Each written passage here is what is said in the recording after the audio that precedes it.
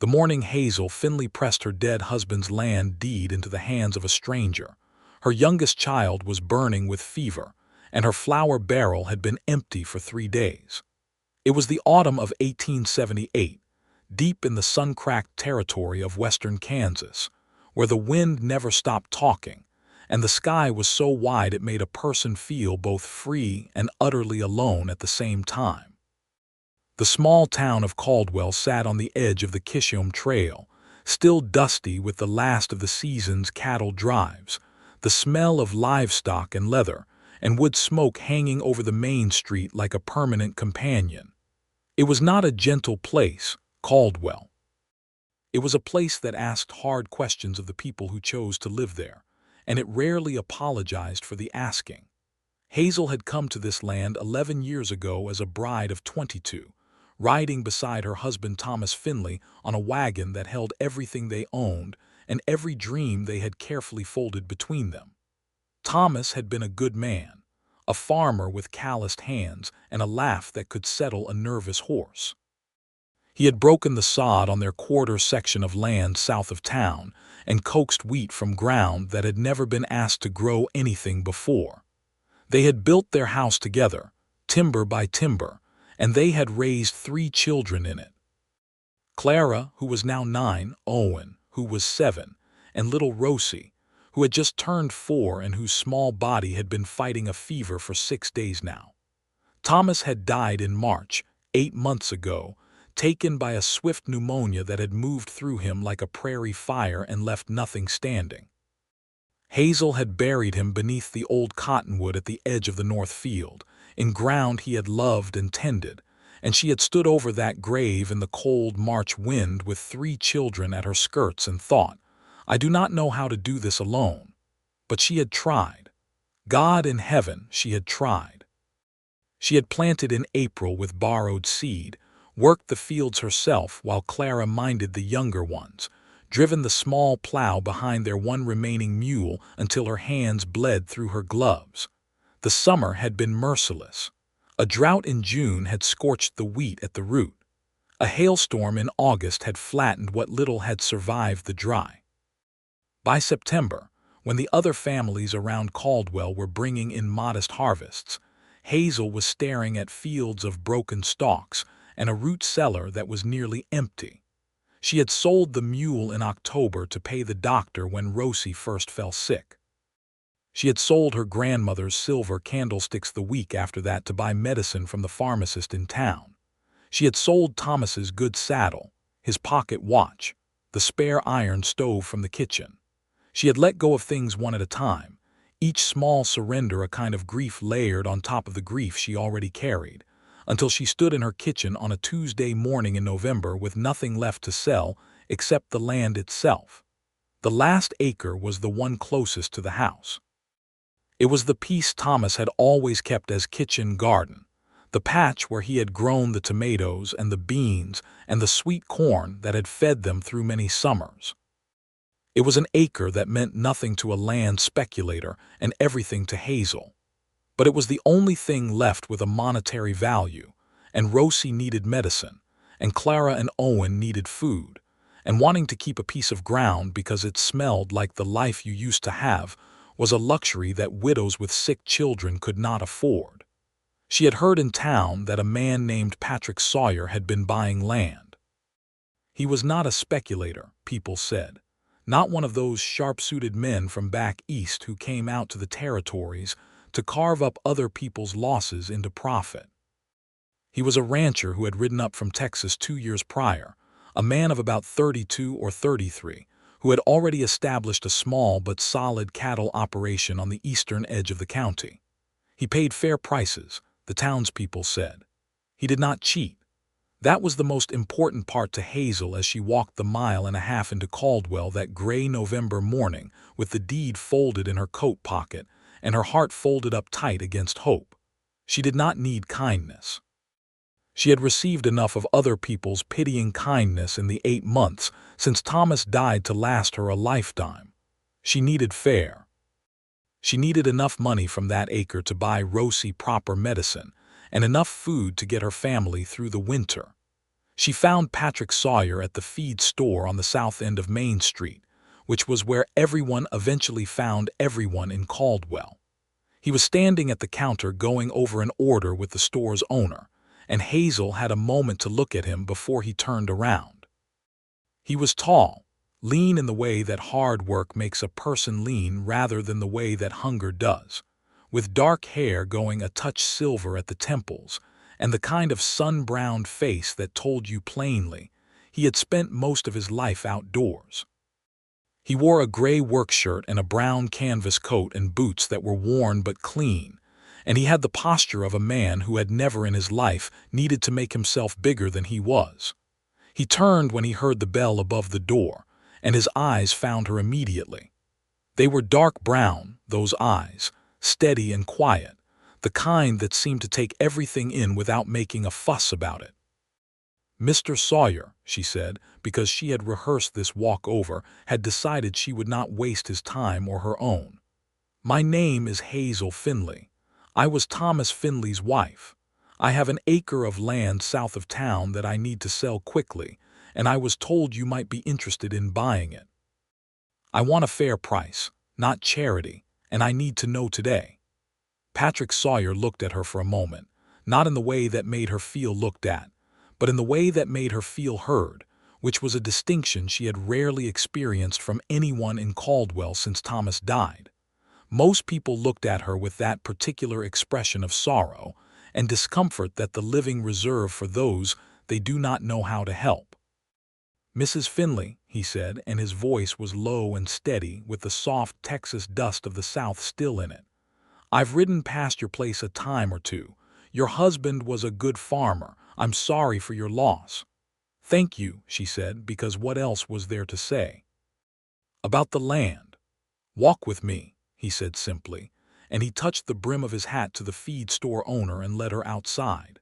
They sat at the small table outside the land office 2 doors down, which was where informal property transactions in Caldwell were regularly conducted, and Patrick Sawyer asked to see the deed and the survey, and he looked at them carefully, and then he named a price that was not just fair but generous. $22 for 1 acre of kitchen garden ground, when she had expected perhaps 12. "That is more than it's worth," she said, because she had promised herself she would not accept charity, and she intended to keep that promise. "It borders my eastern grazing section," he said evenly. "The water access from that corner is worth the premium. It's a fair price, Mrs. Finley. I'm not doing you any favors, I'm doing myself one." She looked at him for a long moment, trying to determine if that was true, and she decided that it was true enough, and that sometimes the right thing and the convenient thing coincided in ways that did not need to be examined too hard. She signed the transfer papers. He counted out $22 in coin and bills, and laid them on the table between them with a kind of straightforward dignity that she found herself grateful for. "Is there anything else I can help you with?"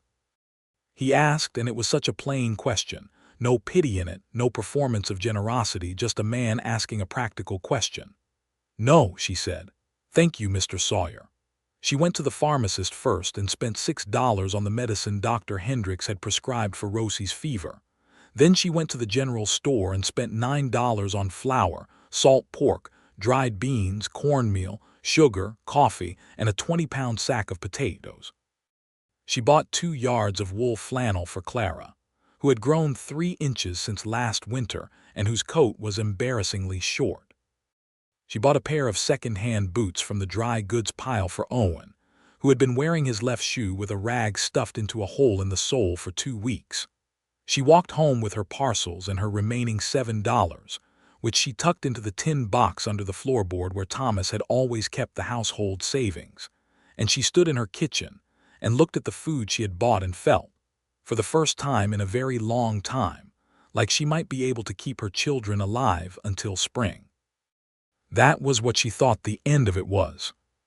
She gave Rosie the medicine that evening, and by midnight the little girl's fever had broken for the first time in 6 days, and Hazel sat beside her bed in the dark and held her hot small hand and cried very quietly so as not to wake Clara and Owen in the next room. She cried for Rosie's fever breaking, and for the medicine that had broken it, and for the money that had bought the medicine, and for the acre of ground that had bought the money. And somewhere in that tangle of gratitude and grief, she also cried for Thomas, who should have been sitting beside her in the dark, who should have been the one to hold their daughter's hand. She cried until there was nothing left to cry, and then she wiped her face and kissed Rosie's forehead, which was cool and damp now, and went to bed. She was woken at 4 in the morning by the sound of something outside. Hazel was not a woman who frightened easily. 8 months of running a farm alone had made her practical about sounds in the night. She got up without lighting a lamp, because a lit lamp in a window at 4 in the morning told strangers there was someone awake and aware, and she moved to the kitchen window and looked out. There was a figure in her kitchen garden. Her heart kicked hard once, the way it does when the body has not yet decided between fear and fury. She reached for the shotgun that stood behind the kitchen door, the one Thomas had taught her to use and that she had kept loaded since the day he died, and she opened the back door and stepped out into the cold dark. "Who is there?" she said, and her voice was steady, which surprised even herself. The figure turned and the moonlight fell on his face, and it was Patrick Sawyer. He was not wearing his coat. He was wearing work clothes, and he was holding a spade. And for a moment the two of them simply stared at each other in the blue dark of a November night in Kansas, the frost heavy on the ground and their breath coming in white clouds. "Mr. Sawyer," she said, and she did not lower the shotgun immediately because she was still working out what she was seeing. "It is 4 in the morning." "I know it," he said. He did not seem alarmed by the shotgun, which told her something about his character that she filed away without quite knowing what to do with it yet. "I owe you an explanation." "You do," she said. He set the spade down carefully, point in the ground, and took a step toward the light that spilled from the open kitchen door. His expression was not guilty exactly. It was the expression of a man who had made a decision and was prepared to stand by it, but who also understood he had some explaining to do. "I came to put the deed back," he said. Hazel stood very still. The cold came up through her thin slippers and the wind moved through her loose hair, and she was quite sure she had not understood him correctly. "I beg your pardon," she said. "The deed," he said.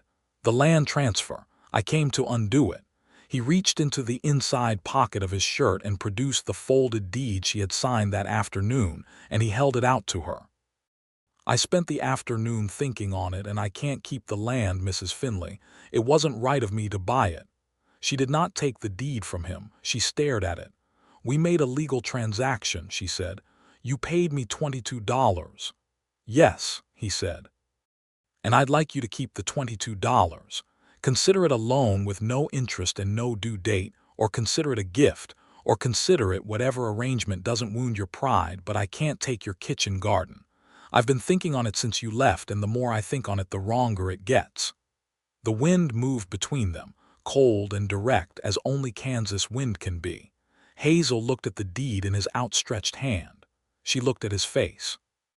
In the moonlight and the thin spill of kitchen lamplight, Patrick Sawyer looked like a man who had not slept and did not intend to until he had done this particular thing, and there was something in his expression that was so purely, uncomplicatedly honest that it made something in her chest ache in a way she did not expect. "The water access argument was true," she said. "It was partially true," he said. "It was also partially an excuse to pay you more than the surveyed value because I could see you needed it, and I didn't think you'd take a number that felt like charity, which makes me a little dishonest, and I don't like being a little dishonest." She absorbed this. "So you came here at 4 in the morning," she said slowly, "with a spade." "I was going to remark the property line," he said. "Put the boundary stakes back where they were before I pulled them this afternoon when I was doing my first survey. I was going to leave the deed in your mailbox and be gone before sunrise." He paused. "I was not expecting you to be awake." "My daughter's fever broke an hour ago," Hazel said. "I couldn't sleep." Something moved across his face at that. It was not pity. It was something quieter and more careful than pity. It was the look of a man receiving information that mattered to him, cataloging it. "Is she going to be all right?" he asked. "I believe so," Hazel said. "The medicine is working." "I'm glad," he said, and he meant it in the way that people rarely mean small reassurances, with his whole face and not just his mouth. She looked at the deed again. She looked at him. The sensible part of her, the part that had been running the arithmetic of survival for 8 months, said that she should take the deed and keep the $22 and thank God for both and go back to bed. The proud part of her, which was a considerable part, said that she should hand back the $22 and refuse the whole business and manage her own affairs without the charity of a man she had met 6 hours ago. But there was a third part of her, a part that had been very quiet for 8 months because it had been crowded out by grief and exhaustion and the daily mathematics of keeping children alive. And that part was looking at Patrick Sawyer standing in her kitchen garden in the dark with a spade and a deed and the most honest face she had seen in a very long time. And it was saying something she was not yet ready to listen to but could not quite drown out. "Come inside," she said, surprising herself completely. "It's cold and I'm going to put the kettle on. You can explain yourself properly while I decide what to do about this." He looked as surprised as she felt. But he nodded, and he left the spade standing in the ground, and he followed her into the kitchen. She lit the lamp and stoked the stove and put water on while he stood just inside the door, hat in his hands, taking in the kitchen with those quiet, dark eyes. She had a moment to see it through his eyes, this kitchen. The neat poverty of it, the scrubbed table with one chair repaired with twine, the flour barrel that she had just yesterday refilled for the first time in 2 weeks, the children's drawings pinned to the wall beside the stove, the row of medicine bottles on the shelf above the sink that testified to the 6 difficult days just past. "Sit down," she said, because he was making her nervous standing at the door like a man uncertain of his welcome, and she preferred things to be clear. He sat and she sat across from him, and while the water heated she said, "Tell me why, Mr. Sawyer, the real reason." He turned his hat in his hands twice. Then he set it on the table and looked at her directly. "Because I lost my mother's land when I was 16, he said. "Not to anyone's fault but circumstance. My father died, and she sold what she had to keep us fed, and I watched her grieve that ground for the rest of her life. It was just land on paper, but it was home, and selling it was something she never fully recovered from." He paused. "I know you signed those papers because you needed to. I know you didn't do it lightly. And I know you're too proud to ask for help, which I respect. But I also know what it costs a woman to give up the last piece of the place she built her life on, and I've got more than enough land already, and I don't need your kitchen garden, Mrs. Finley. I just don't need it." The water boiled. She made coffee because she did not have tea, and she set a cup in front of him and kept one for herself, and they sat at her kitchen table at 4:30 in the morning with the lamp between them. "The $22 is already spent," she said quietly. "I spent it today. Medicine for Rosie, food for the winter, boots for Owen. I cannot give it back." "I'm not asking you to," he said. "I told you, keep the money. Consider it whatever you need to consider it." "I do not take charity," she said very clearly, not unkindly. "Then consider it an advance against next year's harvest," he said without hesitation, as if he had already thought through every way she might object and prepared an answer. "If your crop comes in, and I believe it will if this county gets proper rain, you can pay it back then. Or don't. But don't let pride keep you from what your children need, Mrs. Finley. That's all I'm saying." She looked at him for a long time across the lamp. "You are a very unusual man, Mr. Sawyer," she said at last. "So I've been told," he said, and the corner of his mouth moved just slightly, just enough to tell her that there was humor in there somewhere beneath all that steadiness. "Why did you come at 4 in the morning?" she asked. "Why not simply come back at a reasonable hour and tell me this?" He was quiet for a moment. "Because if I waited until morning, I thought I might talk myself out of it," he said honestly. "And I didn't want to talk myself out of it." She held that. She turned it over. "You rode out here in the cold and the dark because you were afraid you'd change your mind," she said. "Yes," he said simply. She set her coffee cup down. She looked at the deed on the table between them. She thought about Thomas, who had picked that acre specifically because the soil there was the deepest, the richest, who had said it was the heart of their land, and he would always keep it close to the house. She thought about planting beans and tomatoes in that ground next spring, about teaching Clara to garden in the same soil where she herself had learned it, about the particular smell of that turned earth in May. She picked up the deed and put it in her apron pocket. "All right," she said, "but I will pay you back. Next harvest or the one after. I keep my accounts, Mr. Sawyer." "You'll have it in writing if you want it." "I don't need it in writing," he said. "I prefer it in writing," she said. "Bring paper when you come back." He looked at her with that quiet expression again, and then he nodded and he picked up his hat. "I'm sorry for waking you," he said. "You didn't wake me," she said. "Rosie's fever breaking woke me. You just gave me something to do while I was awake." She paused and then said something she had not quite planned to say. "Thank you, Mr. Sawyer, for coming back, even at 4 in the morning, even with a spade." He stood in the doorway, hat on now, and he looked at her the way no one had looked at her in a very long time, which was to say the way Thomas used to look at her, with a kind of clear and uncomplicated regard that saw her not as a widow or a problem or an object of pity, but simply as a person worth looking at carefully. "Good night, Mrs. Finley," he said. "I hope your daughter sleeps well." She stood in the kitchen doorway and watched him collect his spade and walk to where his horse was tied at the fence post, and she watched him ride away into the dark gray of the pre-dawn, and she stood there long enough to feel the cold fully, and to understand that something had happened tonight that she would be thinking about for a good while. Rosie was still sleeping peacefully when Hazel checked on her, curled under her quilt with her small face smooth and cool at last. Clara and Owen had not stirred.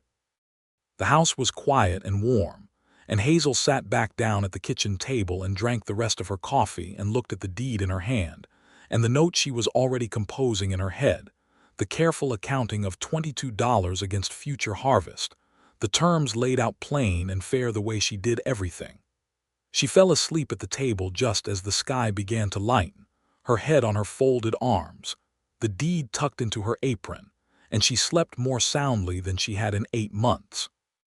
Patrick Sawyer came back 3 days later, as she had almost expected he would, though she had not quite let herself think about it too directly. He came in the late afternoon, when the children were home from school and the yard was full of their noise, and he brought 2 things: a paper for her to sign regarding the repayment arrangement, written out in a straightforward hand, and a 50-pound sack of seed wheat that he set on the porch without ceremony and started to explain was from a variety he'd had good success with on his eastern section, drought-resistant, good for this county's particular soil. Clara watched him from the porch steps with the frank, unblinking assessment that 9-year-old girls apply to strangers. Owen watched him from behind Clara's shoulder, less openly but no less attentive. Rosie, who had been up and about for the first time that morning, still pale but mercifully fever-free, had attached herself to Hazel's skirt and was watching from that position. "Mr. Sawyer," Clara said abruptly, "are you the man who tried to give our land back in the middle of the night?" Patrick Sawyer looked at Hazel, who looked back at him with an expression that said plainly she had not been the one to tell this story. "Your mother told you about that," he said to Clara. "She told us all about it at breakfast," Clara said. "She said it was the most peculiar thing she'd ever seen in 11 years in Kansas." "That is a fair assessment," he said gravely. "I told them because I thought they ought to know there are still honorable people in the world," Hazel said, with a slight warmth in her voice that she did not entirely intend.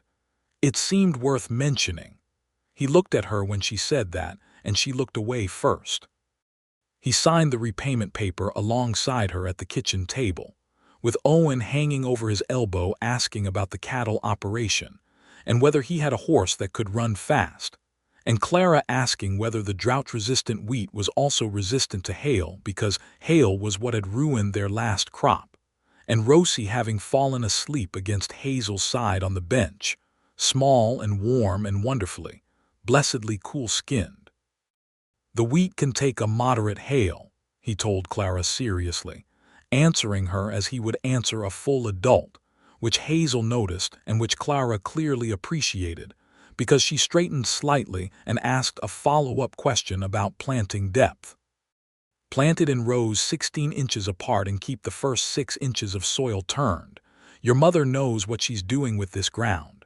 Daddy taught me, Hazel said before she had thought about whether to say it or not. My father was a farmer before Thomas. I grew up doing this. It shows, he said. Your north field holds water well. Most people don't manage drainage that carefully on a quarter section. They talked about farming for 20 minutes, sitting at her kitchen table, until the light outside turned orange and he remembered he had cattle to check before dark. He stood to go, and he paused at the door with his hat in his hands again in that way he had, and he said, "Mrs. Finley, there's a dance at the Grange Hall on Saturday. Not that you'd have anyone to leave the children with, I expect, but if you did, it would be a respectable occasion." She looked at him. "I have not been to a dance since Thomas died," she said. "I know," he said. "That's not a reason to never go again." She did not say anything. He put his hat on and went, and she stood at the kitchen window and watched him until he was out of sight, and then she turned to find Clara looking at her with an expression of 9-year-old perceptiveness that was borderline uncomfortable. "He's nice," Clara said. "He's a neighbor," Hazel said firmly. "Go set the table." She thought about the dance for 3 days. She thought about it while she mixed the bread and while she mended Owen's second pair of trousers, and while she sat beside Rosie's bed in the evenings watching the color come back into her daughter's small face. She thought about what it meant to go and what it meant not to go, and whether either of those meanings was something she was ready to contend with. She had been a widow for 8 months.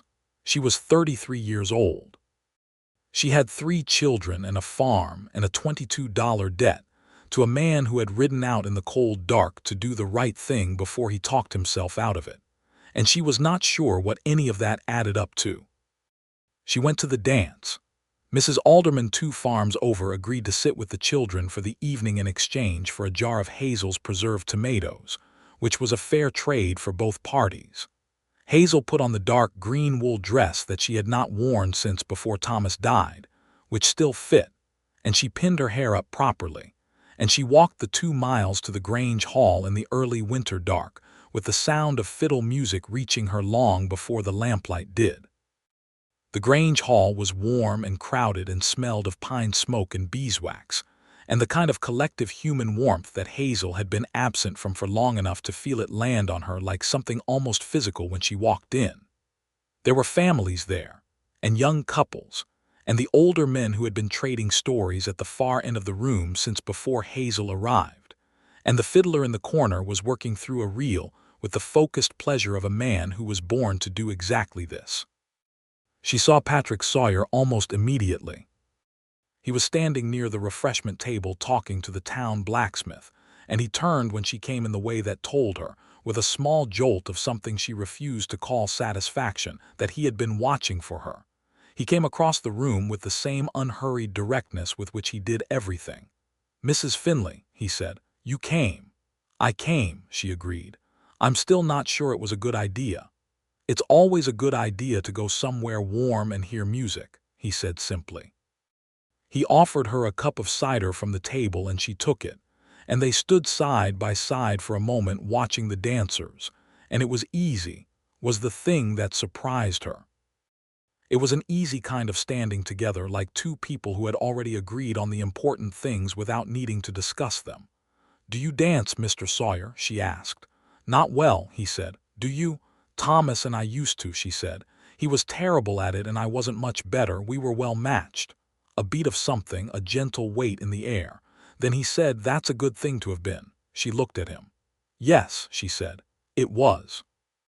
The fiddler shifted to a slower song, and Patrick set down his cup and turned to her and said, very quietly, "Mrs. Finley, may I have this dance?" She thought about Thomas. She thought about his grave under the cottonwood tree. She thought about 8 months of managing everything alone, and the night this man had ridden out in the cold to do something decent before he talked himself out of it, And she thought about Clara's 9-year-old face saying he's nice. And she thought about the way she had slept at the kitchen table with the deed in her apron, and woken up rested in a way she had not been in months. She put her hand in his. They were both imperfect dancers, and they did not pretend otherwise.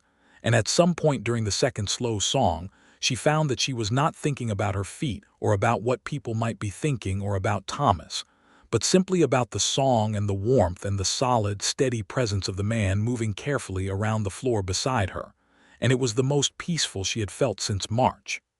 "You're thinking of something," he said quietly, not intrusively, just observing.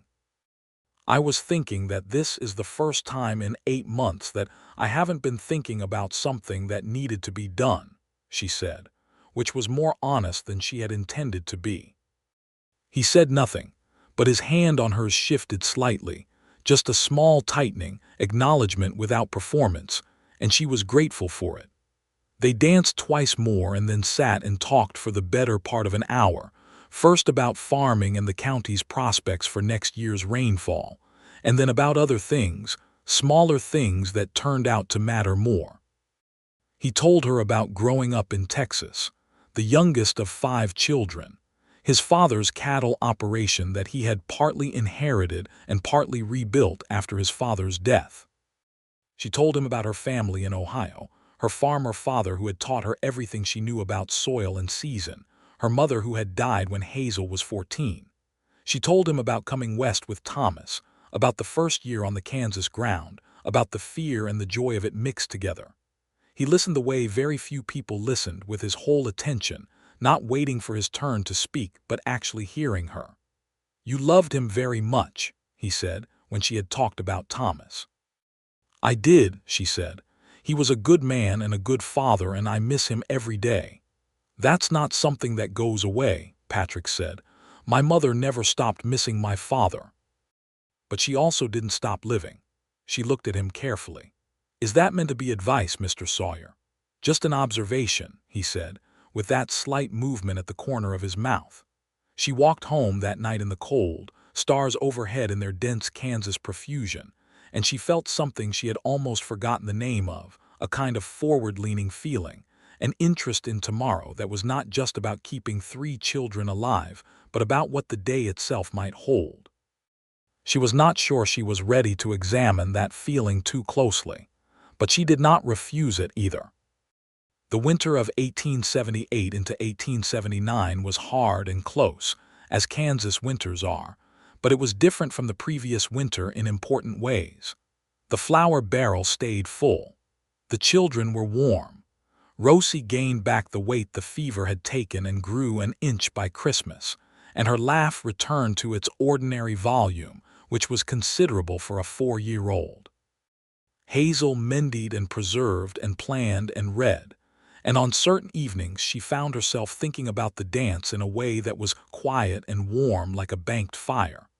Patrick Sawyer came by the farm regularly through December and January, always with purpose, never without one.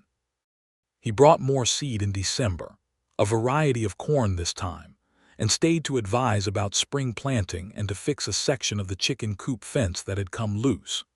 He came in January during a hard snowstorm to check that the family was all right, stayed 2 hours, and chopped enough firewood to last them a week, while Owen followed him around asking questions about Texas, and about cattle, and about everything else an endlessly curious 7-year-old could think to ask. He was careful with her, Patrick was, careful in the way that meant attentive, not in the way that meant tentative. He noticed things. He noticed when the latch on the barn door was sticking and fixed it without being asked.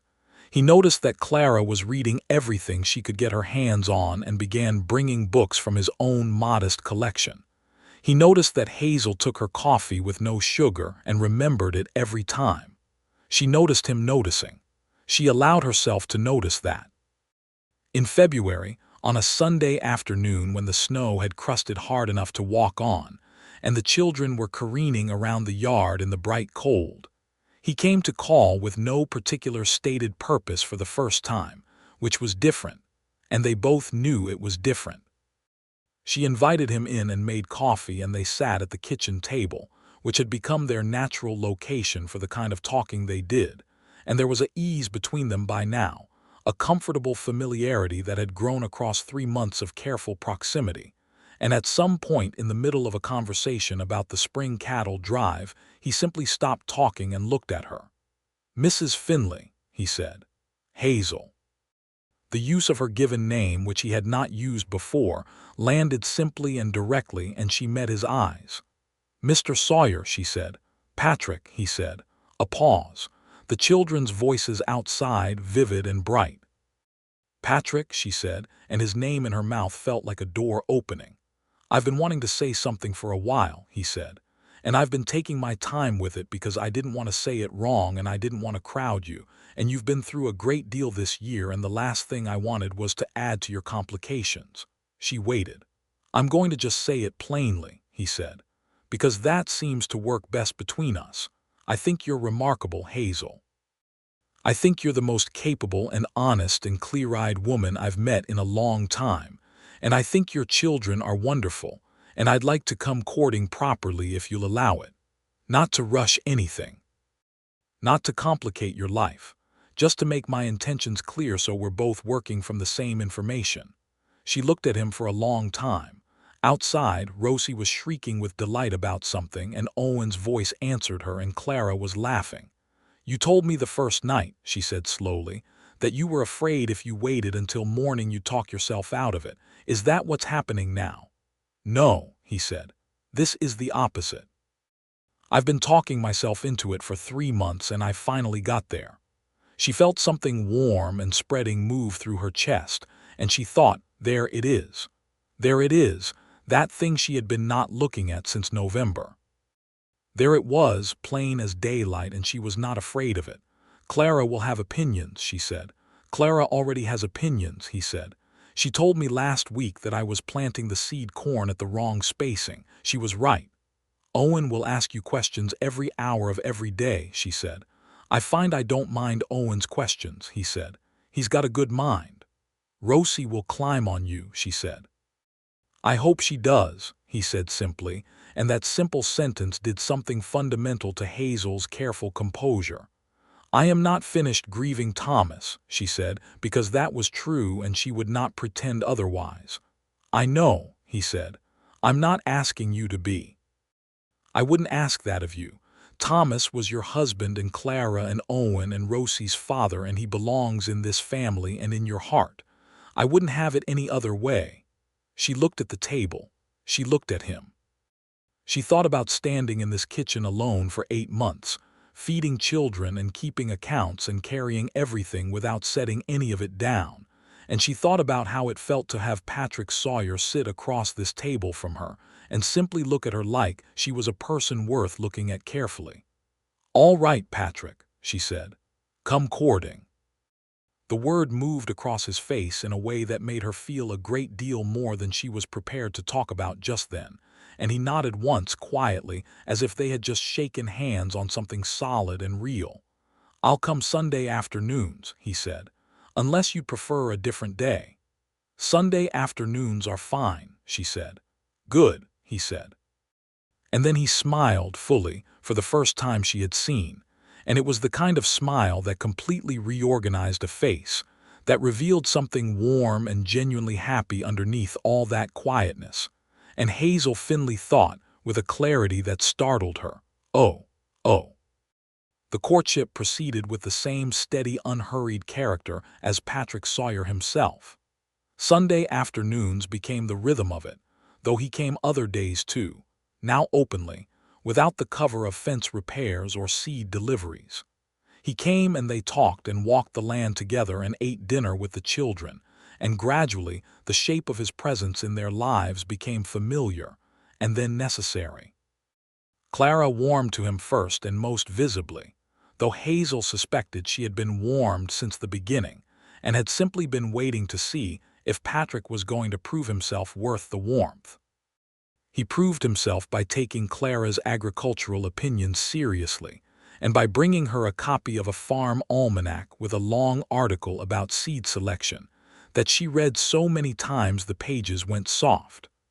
Owen was already his devoted shadow and had been for some time.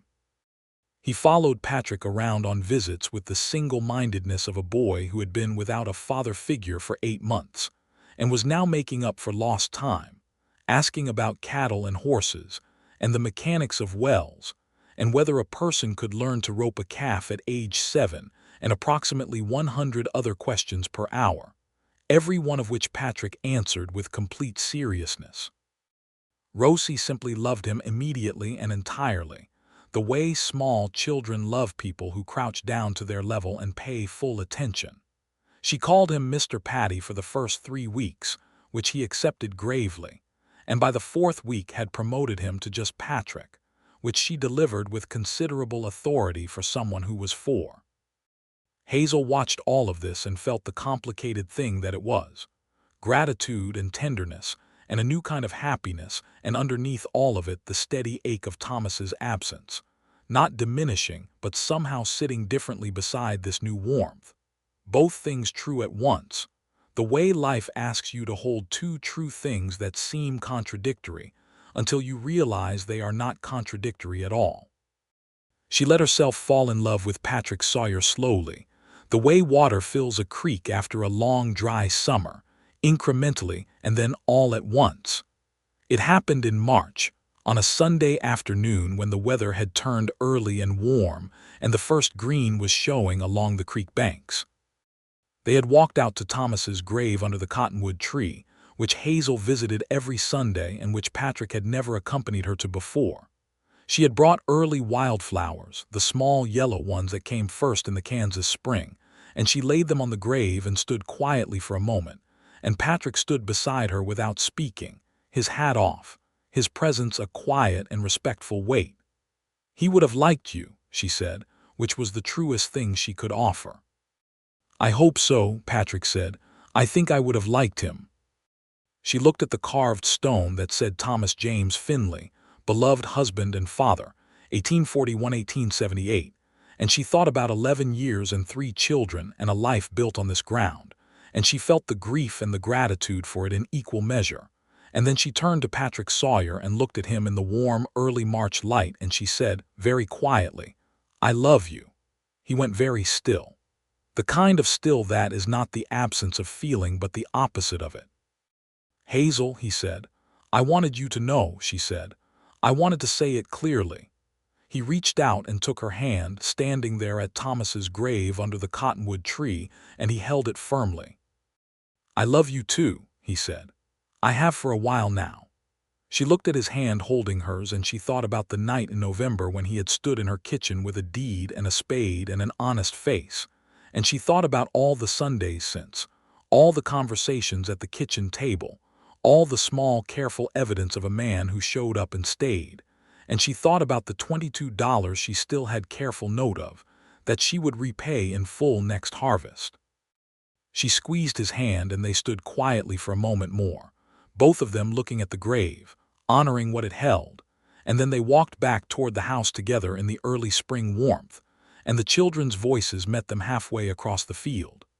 Patrick Sawyer proposed on the first Sunday in May, in the kitchen, with all 3 children present, because he had decided that the right way to ask Hazel Finley to marry him was to ask the whole family at once, since that was what it was. He got down on one knee, which made Rosie immediately try to climb on his bent knee as though it were a seat, which she had to be gently redirected from by Clara, who was attempting to maintain the dignity of the occasion while also not being able to fully conceal the enormous smile on her 9-year-old face. "Hazel," he said, looking up at her with those dark, steady eyes, "I am asking you to marry me. And I'm asking Owen and Clara and Rosie if they'll have me as part of this family, because that's how it works. It's all of you or none, and I want all of you." Owen said yes before Patrick had quite finished the sentence. Rosie said yes because Owen said yes, which was her standard operating procedure. Clara looked at her mother for a long moment, and then she looked at Patrick, and then she said with the full weight of 9-year-old deliberation, "You'll have to take better care of the south fence. It was loose again last week." "Noted," Patrick said gravely. "And you'll have to let Mama decide about the garden. It's her garden." "I wouldn't have it any other way," he said. Clara appeared satisfied. "Then yes," she said. He looked up at Hazel. She was smiling in a way that she felt all the way down to somewhere deep and warm, a smile that surprised her with its fullness. "Yes," she said. "Patrick Sawyer, yes." He stood and he kissed her, right there in the kitchen with the children watching, which made Owen produce a noise of theatrical disgust and Rosie clap her hands and Clara say philosophically that she supposed she had better get used to it. They were married in June of 1879, at the small Methodist church in Caldwell, on a Saturday morning when the sky was the deep cloudless blue of early summer, and the prairie grass was green as Hazel had ever seen it. She wore her dark green wool dress, which was the best she had, and Clara pinned wild prairie flowers into her mother's dark hair, and Owen stood with a serious, solemn face beside Patrick and held the ring until it was time, and Rosie sat in the front pew with Mrs. Alderman and fell asleep 20 minutes into the service, which was entirely in character. The minister said the words, and Patrick said his, and Hazel said hers, and when he kissed her in front of the assembled congregation of Caldwell, Kansas, she heard Owen say under his breath, in a tone of resigned philosophical acceptance that made several adults in the vicinity struggle to hold their composure, "They're going to keep doing that, aren't they?" They would. They most certainly would. They sold Patrick's smaller house east of town and moved him fully onto the Finley farm, which they expanded by combining it with his eastern grazing section, so that the full operation was something considerably more substantial than either property had been alone.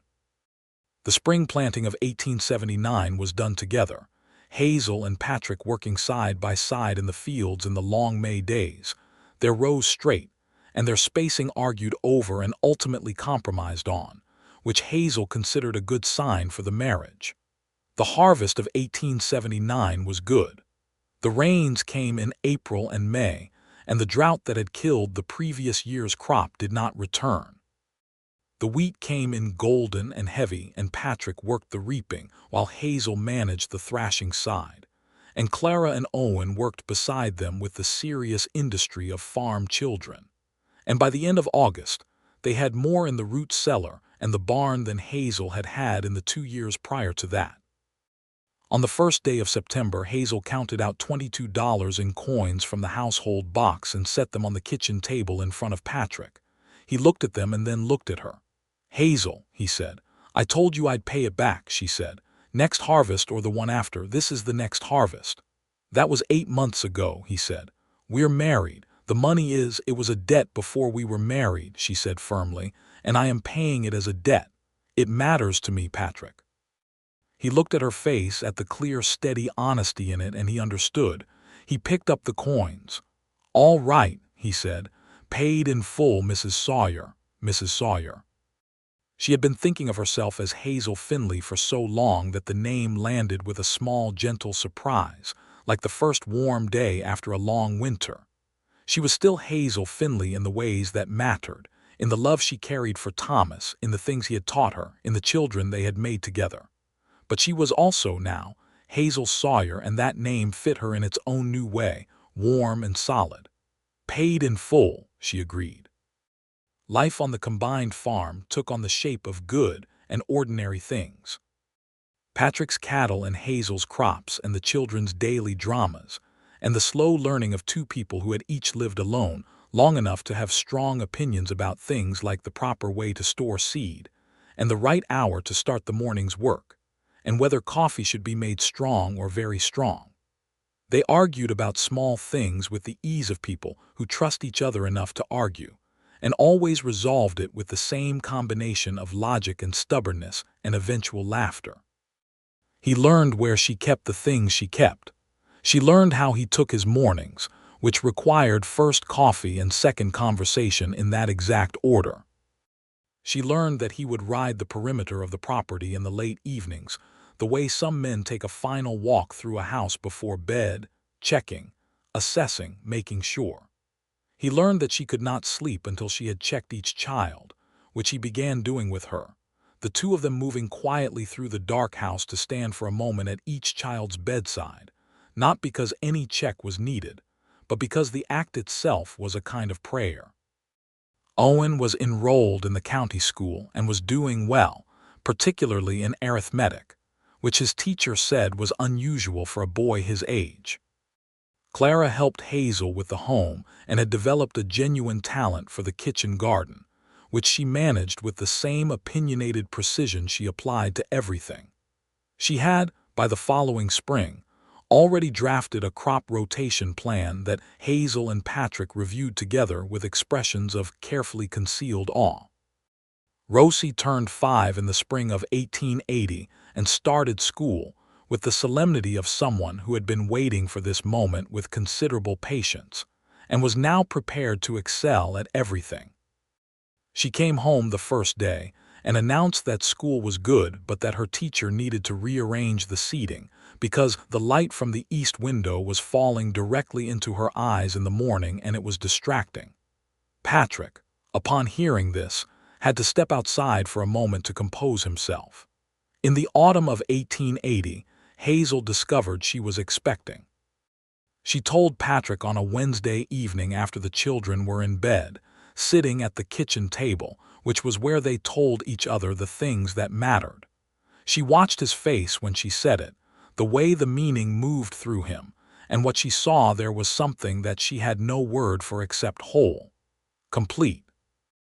A man receiving information that fills in a space he had not known to name as empty.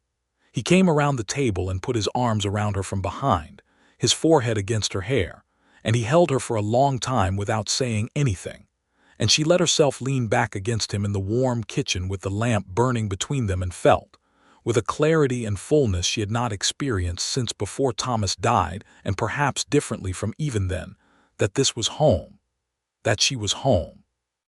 The winter of 1880 into 1881 was cold, and long but not unkind. The root cellar was full, the house was warm, the cattle were healthy in the expanded barn that Patrick and 2 hired men from town had built in October. Clara taught Hazel and Patrick both a card game she had learned at school, and they played it on winter evenings at the kitchen table, the children staying up past their usual bedtime by consensus and mutual pretense that it was not particularly late. Owen asked Patrick on one of these evenings with the directness of an 8-year-old who has been composing this question for some time, "Do you miss not having your own children? I mean before us." The table went quiet. Clara looked at her cards. Hazel watched Patrick. He considered the question seriously, which was what he did. "I've thought about that," he said. "I think I missed the idea of it for a while when I was younger before I found the right person, but I don't miss anything now, Owen. I've got you and Clara and Rosie, that's not nothing." Owen appeared to be doing the arithmetic on this. "We could share the baby with you," he said at last, "when it comes, seeing as it'll be partly yours." "That's very generous," Patrick said. "It seems fair," Owen said, with the air of a boy who considers fairness the primary organizing principle of a well-run world, which was something he had learned from his mother and from Patrick both. The baby was born in May of 1881, on a Tuesday morning after a labor that was shorter than Clara's had been and longer than Hazel would have liked. Dr. Hendricks was there, and Mrs. Alderman from down the road, and Patrick was kept in the kitchen by the combined authority of both those women and the established customs of the time, though Hazel heard him in there with the children and was obscurely comforted by the sound of his voice reading to Rosie. The baby was a boy. 7 pounds and fully voiced about his opinions from the first moment, with Patrick's dark hair and Hazel's stubborn chin, and the general air of someone who had arrived with a great deal to say and was just getting started.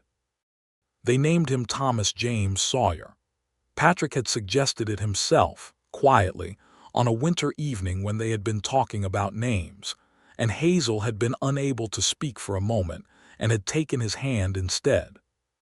Thomas James Sawyer came into the world screaming, which Mrs. Alderman said was the best sign possible, and was placed in his father's arms approximately 4 minutes after Patrick was finally permitted into the room, and the expression on Patrick Sawyer's face in that moment was something Hazel held onto and kept, The way you keep certain things, privately and carefully, because they are precious enough that you want to be sure of them.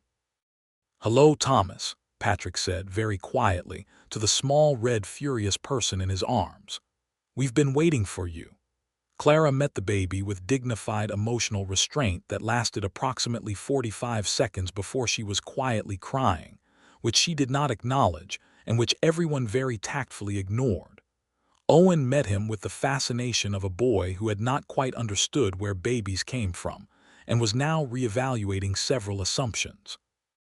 Rosie met him by announcing that he was very small and that she intended to teach him about gardening when he was ready, which Patrick said he was sure the boy would appreciate. The summer of 1881 was the best farming season they had had since coming to Kansas. The wheat came in tall and the corn was good, and the cattle numbers had grown to the point where Patrick had hired 2 full-time ranch hands, young men named Dale and Crockett, who ate dinner at the Sawyer table most evenings, and who Owen regarded as exotic visiting scholars of cowboy science, interrogating them nightly about roping and branding and trail driving, and anything else that came to mind. Hazel stood at the edge of her kitchen garden one August evening, baby Thomas on her hip, and the long light of summer falling across the land, and she thought about the November morning when she had walked into town with a deed in her pocket and desperation in her chest, and she thought about what that ground had become, and what she had become and what was growing in it now, and she felt the grief and the gratitude and the love all layered together the way seasons layer in good soil, each one resting on the one before. She heard Patrick come up behind her. He put his arms around her from behind, careful of Thomas, and he rested his chin on her shoulder, and they stood looking at the kitchen garden together. "I planted tomatoes in the south corner this year," he said, "the way your father taught you." "I noticed," she said. "They're coming in beautifully." "I had good advice," he said. She leaned back against him, and Thomas made an exploratory grab for Patrick's sleeve and got a good hold on it, which he seemed to consider a personal victory.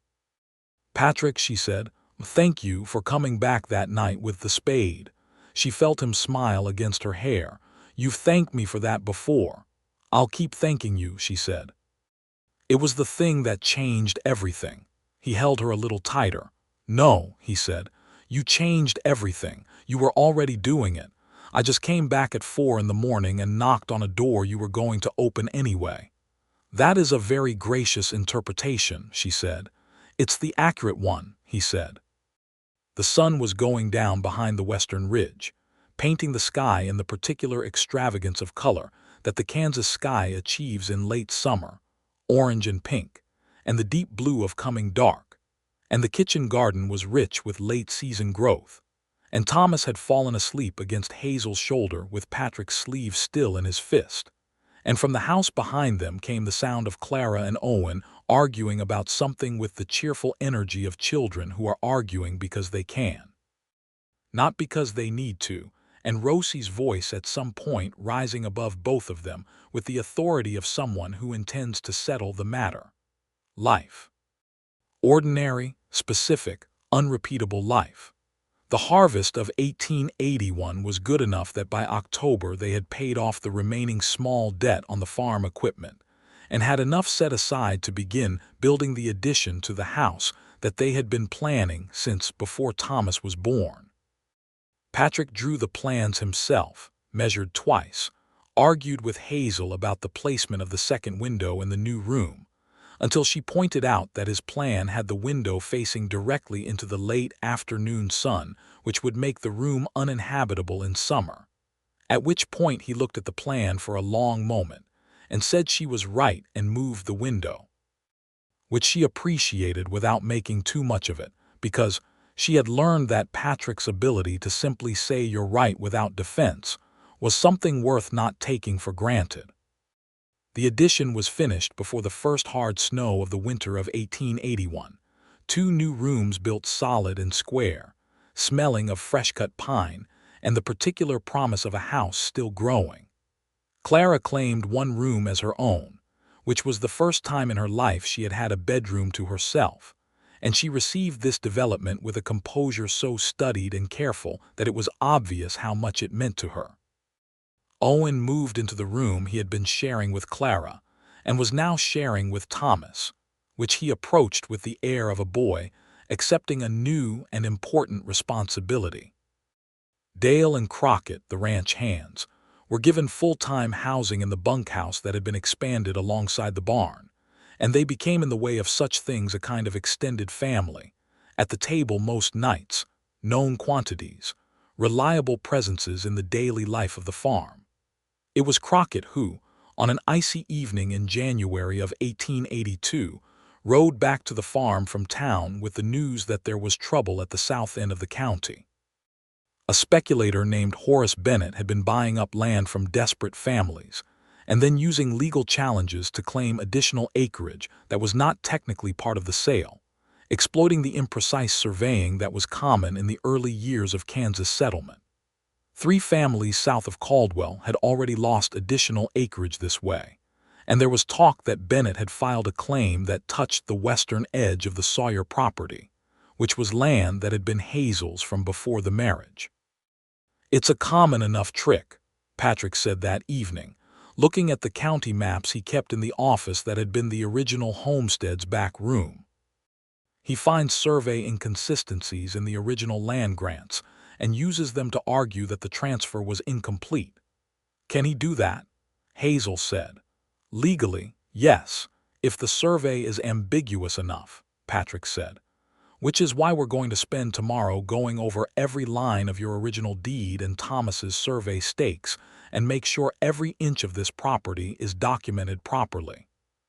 They spent 2 days doing it, Patrick and Hazel together, walking every line of the combined property in the January cold with the survey records and the original deed, checking every stake and recording every measurement. Dale rode into Caldwell with their findings and filed a formal counter-survey with the county recorder's office before Bennett's claim could be officially entered. The county recorder, a man named Willis who had known Thomas Finley and did not have a high opinion of speculators, examined the Sawyer counter-survey and found it complete and in order, and Bennett's claim was rejected on the grounds that the Sawyer property documentation was thorough, current, and legally sound. Bennett attempted to raise the matter at a county commissioners' meeting in February and found himself facing not just Patrick Sawyer but 3 other farming families who had collectively decided that Bennett's pattern of behavior in the county had gone on long enough. The commissioners sided with the families. Bennett took his schemes east of the county line within the month, and the families of the South End got together at the Grange Hall to acknowledge it with considerable relief. It was a good night at the Grange Hall, that February evening. The fiddle player was the same one from the first dance Hazel had attended with Patrick, 3 years prior now, and at some point in the evening Patrick came and stood beside her at the edge of the dance floor and said, "Would you like to dance, Mrs. Sawyer?" And she said yes, and they were both still imperfect dancers, but they were imperfect in the same familiar way now. A choreography of happy insufficiency that was there specifically, and she thought about the first dance and who she had been then and who she was now, and she thought that grief and time and a man with dark eyes and a spade and an honest face had made something she could not have imagined the November morning she had walked into town with a deed in her pocket. In the spring of 1882, Owen turned 10 and asked for a horse of his own. Patrick and he spent 2 Saturdays in a row at the horse sales in Caldwell, with Owen applying a level of research and deliberation to the selection that was entirely his mother's child. They came home with a 3-year-old bay quarter horse that Owen named Almanac, after the farm almanac he had been reading since he was 7, and the relationship between that boy and that horse was, from the first afternoon, the kind of deep mutual regard that required no adjustment period whatsoever. Clara turned 12 in the summer of 1882 and had by this point read more about farming and botany than most adults in the county, and had begun, with Hazel's encouragement and Patrick's amused and genuine admiration, corresponding with an agricultural college in Manhattan, Kansas, that had been accepting women students since 1873. The college's agricultural department wrote back and what they wrote impressed Clara enough that she pinned the letter above her desk and looked at it with the expression of someone who has just seen the road ahead clearly for the first time. "You could go," Hazel told her on the evening Clara showed her the letter. "In a few years, if you still want it then." "I'll still want it," Clara said with the complete certainty of someone who knows her own mind. She looked at her mother. "Are you all right with that, me going away?" "I am more than all right with it," Hazel said. "Your father would be so proud of you, Clara. He would be astonished by you." Clara looked at the letter. "Patrick is proud of me," she said. "He told me I have more practical agricultural sense than most men he knows." "He's right," Hazel said. "And so he is proud of you. And so are both your fathers." Clara absorbed this and then leaned against Hazel's shoulder in the way that 12-year-old girls do when they are feeling something larger than they have words for. And Hazel put her arm around her, and they sat together in the summer evening quiet, both of them looking at the letter and the road it pointed toward. Thomas grew through his first year into a personality of considerable authority and opinion, which surprised no one who knew his parents. He was walking at 11 months and talking in full sentences that he appeared to feel were already perfectly formed at 13 months, and his relationship with Rosie was one of devoted mutual conspiracy from the beginning, the two youngest Sawyer children a natural alliance against the general order of things. Rosie herself, now 6 and in her second year of school, had distinguished herself in her class not by being the quickest at reading, which was Clara's territory, but by being the most persistent at everything she attempted, a quality that her teacher called admirable and that occasionally manifested at home as what Patrick termed the Rosie position, which was any position Rosie had decided on and was prepared to hold indefinitely. The year 1883 came in quietly and well. The farm was prospering, the cattle numbers were good. The crops had found their rhythm, the drought-resistant wheat Patrick had brought, and the corn varieties they had developed together over 4 seasons giving consistent, reliable yields that kept the root cellar full and the accounts solvent. They had paid off the last of the equipment debt by summer and had begun saving toward the barn expansion that would allow them to take on more cattle the following year. Patrick and Hazel had by this time found the particular equilibrium of married people who have learned not just each other's strengths, but each other's edges, the places where patience runs thin, and the places where stubbornness is worth respecting, and the places where the best response is simply silence and a cup of coffee set down without comment.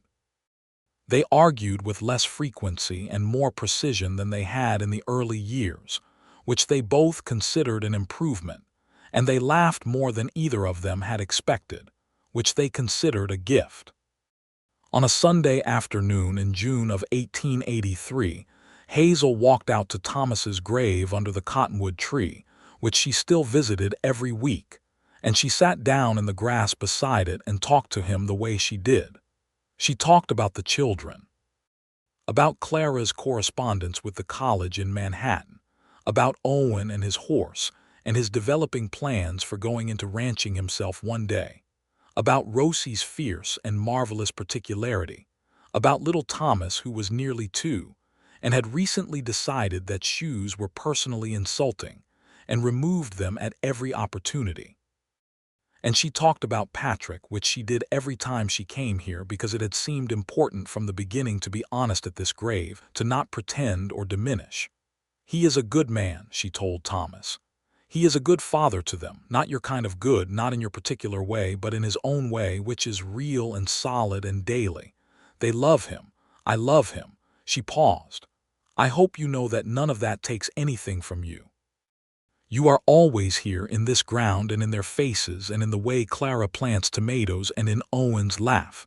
You are always here." She sat quietly for a while.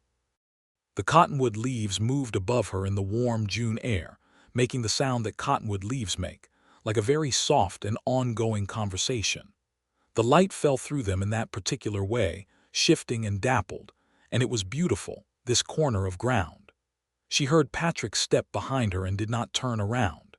He sat down in the grass beside her without asking, which he had learned to do, and they sat together at Thomas Finley's grave in the June warmth and were quiet for a while.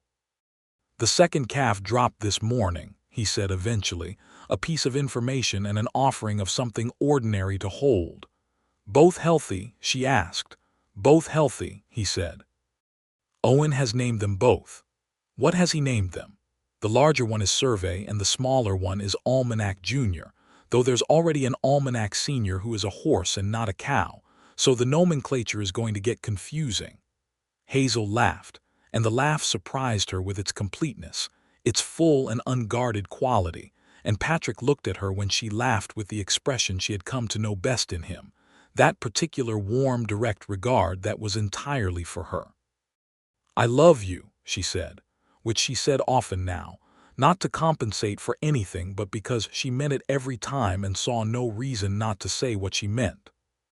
"I love you," he said, which he also said simply and plainly every time, without ceremony or performance, just the clean fact of it. They sat together in the June afternoon under the cottonwood, and the wind came across the Kansas prairie with the scent of warm grass and the first of summer, and the combined property spread around them in every direction, wheat and corn and cattle, and the kitchen garden that was now full of tomatoes and beans, and the sweet corn that was Rosie's particular passion. And somewhere across the yard, the sound of children at play carried on the warm air, and Thomas's grave was at peace in the dappled shade. And the world was not perfect, because the world is never perfect, but it was abundantly, completely, specifically good. The summer of 1883 passed in the way that good summers do, quickly and richly, full of long days and hard work, and the particular satisfaction of watching things grow. The wheat harvest was the best since Patrick had come to Kansas, 20% better than the previous year, and there was enough surplus to sell at the grain elevator in Caldwell, and to put a substantial sum into the savings that were now being held toward Clara's schooling. Dale and Crockett had both found themselves wives from the county, Dale marrying the eldest daughter of the Morrison farm to the north, and Crockett marrying a schoolteacher from town named Vera, who immediately became the person Rosie admired most in all the world, next to her mother, and whose opinion on educational matters she regarded as definitive.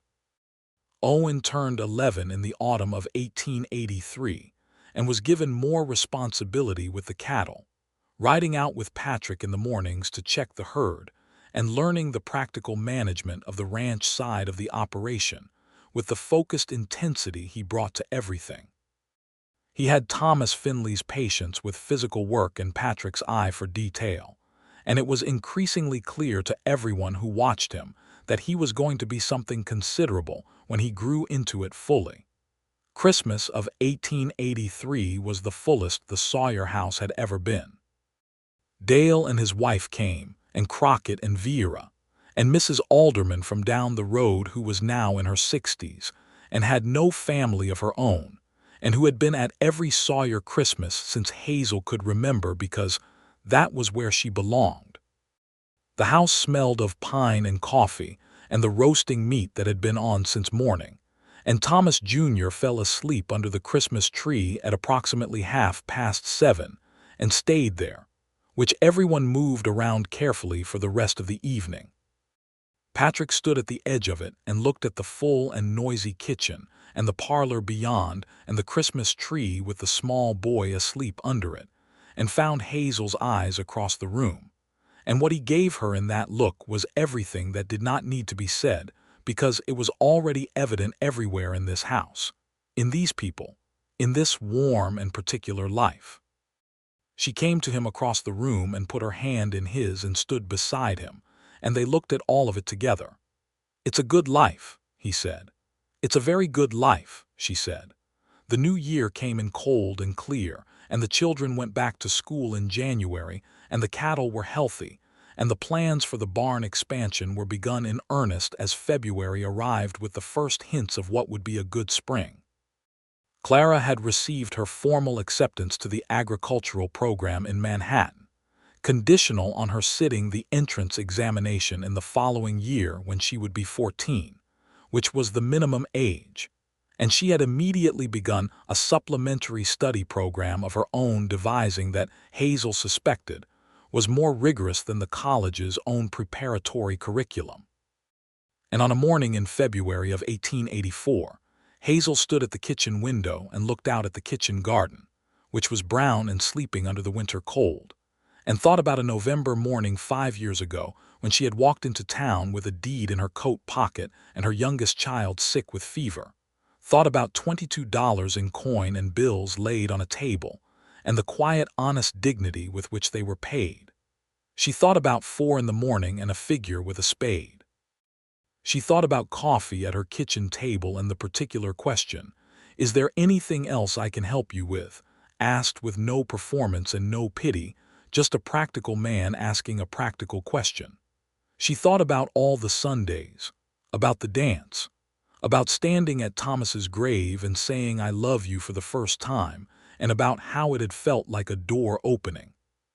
She thought about Patrick's face the first time he held little Thomas, and about Owen and Almanac and Clara's college letter, and about Rosie teaching her younger brother about gardening with the authority of a full professor, and about a February night at the Grange Hall when she and Patrick danced, still imperfect, still themselves. She heard him come into the kitchen behind her, heard the particular sound of his step that she knew as well as her own by now. She felt his presence at her shoulder, looking out at the same brown winter garden. "Spring in a few weeks," he said. "I was thinking about the first time we met," she said, "at the feed store. I was so frightened and so furious about being frightened." "I know," he said. "I could see it. Was I that obvious?" "Not the frightened part," he said. "That was well hidden. But the part where you had decided exactly what you needed and intended to get it and were not going to be talked out of it or pried upon, that was very clear." She smiled. "I needed $22 and a fair price." "You needed more than that," he said gently. "But $22 was what you'd let yourself ask for." She turned to look at him. He was looking out at the garden, the same quiet profile, the same dark eyes that saw things plainly. "You were very patient with me," she said. "You were worth being patient with," he said simply. She took his hand. "Thank you," she said, "for all of it, for coming back that night, for the seed, for the Sundays, for asking all of us when you proposed, for Thomas's name." Her voice caught on that just slightly. "For all of it, Patrick." He turned from the window and looked at her fully. "Thank you," he said, "for letting me." He kissed her in the kitchen with the winter light coming through the window, and the smell of coffee on the stove, and the distant sound of the children getting ready for school. And it was not the first time and would not be the last time, and it was, as it always was, complete. Outside, the kitchen garden waited for spring. The boundary stakes Patrick had replaced in the dark in November of 1878 were still in their proper places, exactly where they belonged. The cottonwood at the edge of the north field stood bare and patient in the February cold, keeping its particular watch. The land lay quiet and ready, as it always does, for the next season's work. Hazel Sawyer, who had been Hazel Finley, who had walked into town on a November morning with nothing left but the last acre and 3 children, and a stubborn refusal to ask for more than she had earned, looked out at all of it and knew, with the full and uncomplicated certainty that some things simply are, that she was exactly where she was meant to be. Patrick Sawyer, who had ridden out in the cold dark before he could talk himself out of it, who had stood in a strange woman's kitchen garden with a spade and a deed and an honest face, who had learned that the right things done at 4 in the morning and the right things done in broad daylight are the same things and are worth doing, held his wife's hand and looked out at the same window. The spring would come, as it always does in Kansas, with all its old reliable generosity, and the planting would begin again, and the children would grow another year toward the people they were becoming, and little Thomas would probably still remove his shoes at every opportunity, and Owen would probably name at least one more animal after a reference material, and Clara would study her way toward a future that was going to be something wonderful to see. And Rosie would explain to anyone who would stand still long enough exactly how things ought to be done. And on Sunday afternoons, When the work was done and the children were occupied and the house had settled into its evening quiet, Patrick Sawyer and Hazel Sawyer would sit at their kitchen table with coffee and talk about the things that needed doing and the things that had already been done. And they would be, in the way of people who have found the particular person they were meant to find, abundantly and specifically content. The kitchen garden would grow. The wheat would come in gold. The children would be all right. And it would be enough. It would be so much more than enough. It would be, in every ordinary, extraordinary moment of it, the truest and most complete kind of good fortune that a person could have the grace to receive.